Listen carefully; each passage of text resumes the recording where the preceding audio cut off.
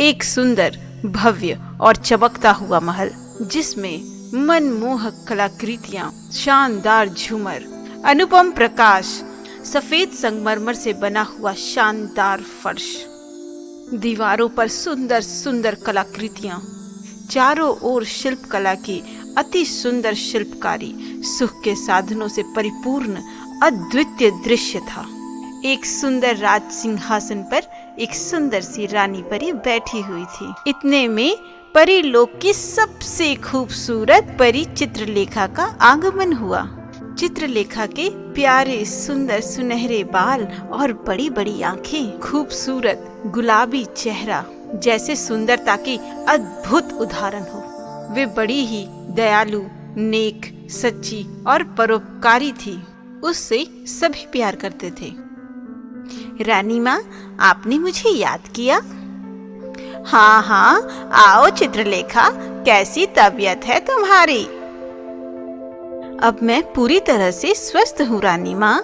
अब मैं नाच सकती हूँ, गा सकती हूँ और हवा में अच्छे से उड़ भी सकती हूँ। यह तो बड़ी अच्छी बात हुई। मुझे तुम्हारी फिक्र हो रही थी, पर अब मैं निश्चिंत हूँ।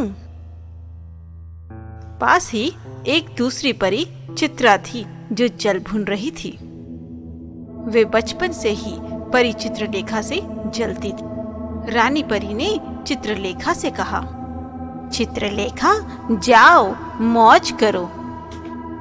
चित्रलेखा अपनी बाकी सहेलियों के साथ बगीचे में पहुंच गई। सुंदर बड़ी बड़ी पंखों वाला मोर अपने पंख फैलाकर नाचने लगा।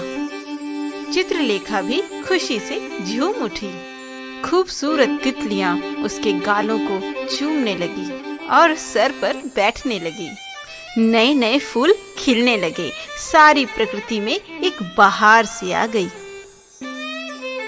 कुछ दूरी पर खड़ी परी चित्रा ये सब देख के जली जा रही थी। परी चित्रलेखा फिर से रानी परी के महल में चली गई और उसने रानी परी से कहा, रानी माँ, अगर आप आज्ञा दें तो मैं पृथ्वी लोक की सैर करके आती हूँ। मैं पृथ्वीवासियों की मदद करना चाहती हूँ। अच्छी बात है, तुम्हारे मन में दया की भावना है।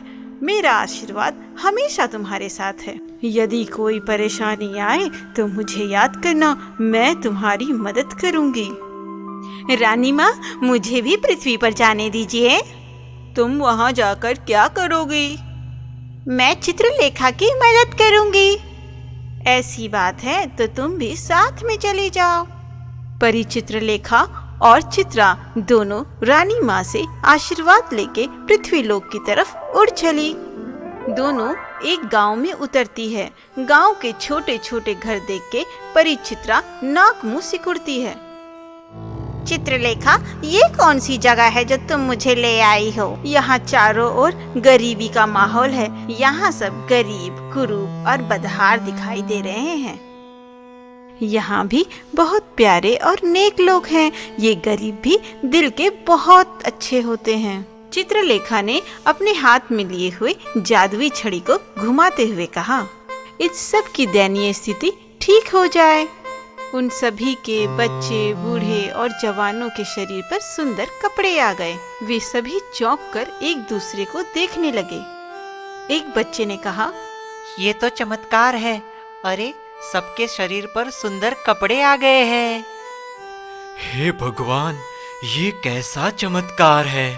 तुम्हारी लीला अपरंपार है प्रभु। चित्रलेखा परी मुस्कुरा रही थी और चित्रा जली जा रही थी। एक गरीब अपने सर पर लकड़ी का बड़ा सा गट्ठर लेके आ रहा था। चित्रलेखा ने उस लकड़ी के गट्ठर को बहुत ही हल्का बना दिया और फिर वो आदमी उसे आसानी से आगे लेके चला। चित्रलेखा ने अपनी जादुई छड़ी की सहायता से सभी के घर में अनाज और सुख समृद्धि के सामान भर दिए। वे दोनों जंगल की तरफ उड़ चली। वे उड़ रही थी, तब उन्होंने देखा एक सुंदर से नौजवान को एक अजगर ने लपेट रखा है। वो अजगर उसे जान से मारने की तैयारी में दिख रहा था। चित्रा, आओ हम उनकी मदद करते हैं। चित्रलेखा ने अपनी जादुई छड़ी से उस अजगर को उस व्यक्ति से दूर कर दिया। वह नौजवान उठ खड़ा हुआ। उसने चैन की सांस ली और उसने देखा कि उसके सामने चित्रलेखा मुस्कुराती हुई खड़ी थी। अपने सामने एक सुंदर, प्यारी, खूबसूरत परी को देखकर वह खुश हो गया। उसने अपने दोनों हाथ जोड़ लिए। हे देवी, आपने मेरी जान बचाकर मुझ पर बहुत बड़ा उपकार किया है। आपका शुभ नाम क्या है? मेरा नाम चित्रवीर है। आपका शुभ नाम क्या है? मैं चित्रलेखा हूँ, परीलोक में रहती हूँ। आप अपने बारे में विस्तार से बताएं।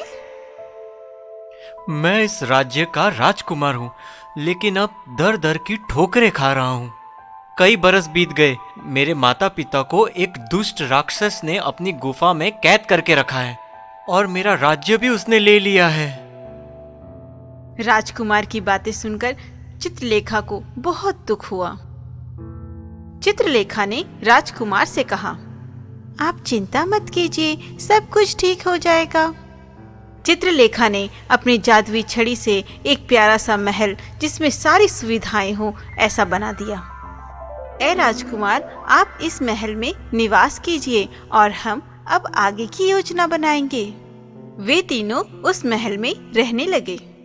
चित्रा परी राजकुमार पर मोहित हो चुकी थी। चित्रलेखा को राजकुमार बहुत ही नेक और सच्चा लगा। चित्रलेखा जब भी राजकुमार से बातें करती तो चित्रा को बहुत ही बुरा लगता। वो जल भुन जाती थी। वो चित्रलेखा की नेकी और परोपकार की व्यवहार से भी बहुत चिढ़ती थी। चित्रा स्वार्थी थी और अपने बारे में ही सोचती थी। चित्रा ने मन ही मन चित्रलेखा को बर्बाद करने की ठान ली थी। वह राजकुमार को भी हर कीमत पर पाना चाहती थी। उधर राजकुमार के मन मंदिर में चित्रलेखा बस चुकी थी। एक दिन चित्रा ने अपने जादुई छड़ी के प्रयोग से चित्रलेखा के दोनों ही पंख जला दिए। चित्रलेखा रोने लगी। चित्रा, ये तुमने क्या किया? मैंने तुम्हारा क्या बिगाड़ा था? राजकुमार दौड़ते दौड़ते आया और चित्रा से बोला, ये आपने क्या किया? आपने बहुत बुरा किया। चित्रा को राजकुमार की बात बिल्कुल अच्छी नहीं लगी। वे राजकुमार को हानि नहीं पहुंचाना चाहती थी। अब हम उस जादूगर राक्षस से कैसे बदला लेंगे? अब चित्रलेखा को रानी परी की याद आ गई और उसने रानी परी को याद किया। रानी परी सामने खड़ी थी। चित्रलेखा की हालत देख के उन्हें बड़ा ही गुस्सा आया और उसने चित्रा की ओर देखकर कहा, तुम्हें इसकी सजा मिलेगी। चित्रा ने सर नीचे कर दिया। चित्रलेखा ने रानी परी को राक्षस के बारे में और राजकुमार के बारे में सब कुछ बता दिया। रानी परी ने अपनी शक्ति से चित्रलेखा के नए पंख उगा दिए। वह खुश हो गई।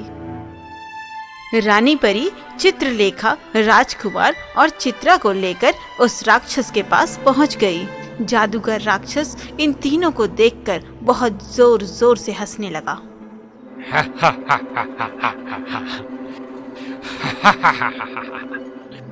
तुम लोग भी आ गए। मेरा गुलाम बनने के लिए तैयार हो जाओ। यह कहकर उसने अपना जादू उन तीनों पर चलाया। रानी परी और चित्रलेखा ने मिलके उसके सारे जादू को बेअसर कर दिया। राक्षस के जादू के बेअसर होने पर वह धुआं सा उड़ जाता था। राक्षस खिंच रहा था, हाँफ रहा था, चिढ़ रहा था। रानी परी ने अपने जादू से उस राक्षस को हवा में उड़ा दिया और वो अपने हाथ पैर हिलाने लगा। चित्रलेखा ने अपने जादू की छड़ी से उसे गोल गोल घुमा दिया। वह कुछ देर तक हवा में गोल गोल घूमता रहा, चिल्लाता रहा और फिर जमीन पर गिर पड़ा। चित्रलेखा ने उसे एक पिंजरे में कैद कर दिया। वे तीनों गुफा के अंदर गए और राजा रानी के साथ और भी बंदी सैनिकों को छुड़वा लिए और बाहर आ गए। जादूगर राक्षस पिंजरे में चिल्ला रहा था, घूम रहा था। राजकुमार और चित्रलेखा ने एक दूसरे को प्यार से देखा और देखते ही रह गए। चित्रा जली जा रही थी। राजा रानी और रानी परी ने चित्रलेखा को और चित्रवीर को आशीर्वाद दिया। सीख, हमें कभी किसी से जलन की भावना नहीं रखनी चाहिए, हमें सबके साथ सहयोग से चलना चाहिए। If you enjoyed this story, please like and subscribe our channel and press the bell icon to get future updates. And don't forget to comment.